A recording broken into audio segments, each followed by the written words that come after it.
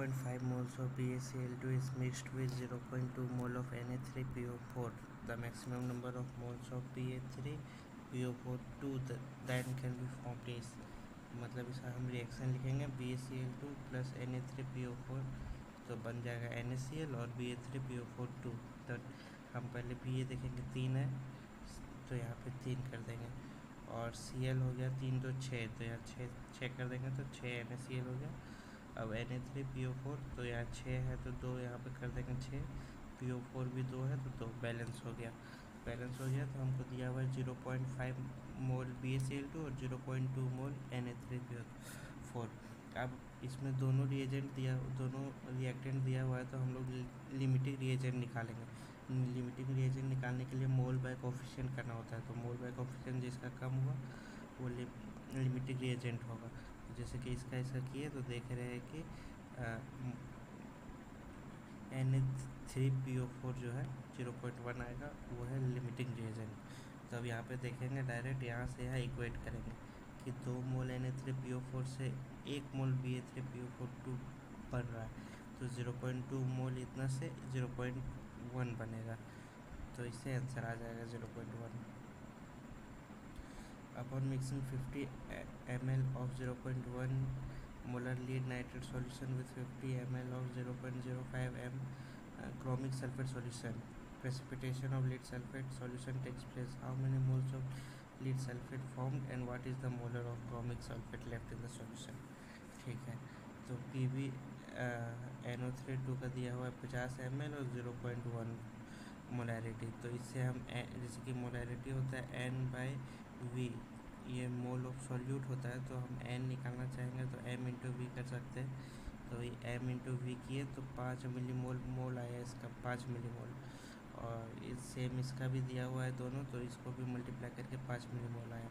अब दोनों का मोल पता है और यहाँ पे हमको इक्वेशन मतलब बैलेंस इक्वेशन बना लिए। बैलेंस इक्वेशन बना लिए उसके बाद देखेंगे दोनों का मोल पता है। जब दोनों का मोल दिया रहता है तो हमेशा लिमिटिंग रिएजेंट निकालना होता है। लिमिटिंग रिएजेंट निकालने के लिए मोल बाय कोफिशिएंट करेंगे, तो PbNO3 का मोल बाय कोफिशिएंट, इसका मोल बाय कोफिशिएंट किए, देखें कि जो छोटा है वो Lr हुआ, तो ये छोटा हो रहा है तो ये Lr हुआ। तो इससे डायरेक्ट अब इक्वेशन को इक्वेट करेंगे। हमको PbSO4 निकालना है, कितना होगा, तो ये Lr है तो 3 पे 3 बन रहा है, तो 3 पे 3 बन रहा है तो 5 मिलीमोल पे 5 मिलीमोल बनेगा ये। तो फिर बोल रहा है कि 5 मिलीमोल जो है वो 3 millimole PbNO3 to react with 1 ml mole Cr2।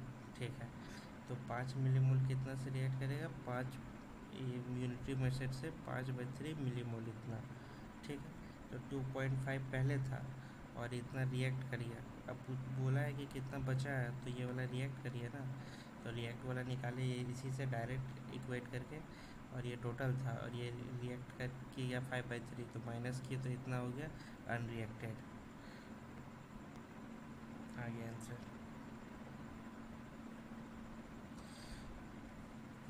The melting point of substance was spotted, ये which of this values would be acceptable, which will have maximum uncertainty. Maximum uncertainty होगा इसमें 52.5 डिग्री में,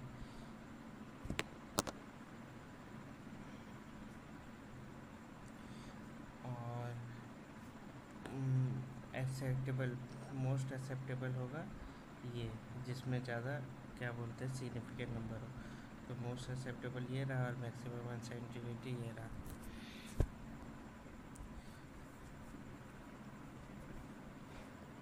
what weight of metal of equivalent weight 12 will give इतना chloride.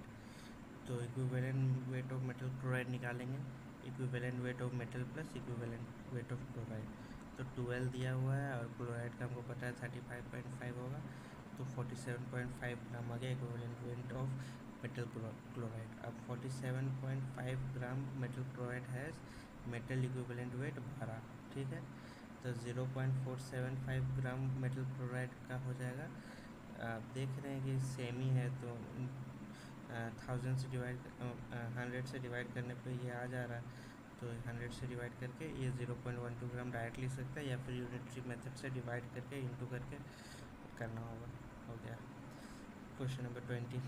4.2 gram of metallic carbonate MCO3 was heated in a hard glass tube and CO2 evolved was found to have 1120 ml of volume of HTV. The equivalent weight of metal is 1120 ml CO2 evolved हो, तो मतलब इतना ml है, तो एक मोल में इतना ml होता है, और CO2 का इक्विवेलेंट वेट है 30, और एक मोल CO2 से 2 इक्विवेलेंट CO32 इक्वल होता है, तो 0.5 मोल CO2 से एक इक्विवेलेंट CO32 माइनस होगा। ये हो गया जो दिया हुआ था, ये हो गया। अब सॉल्व करते हैं।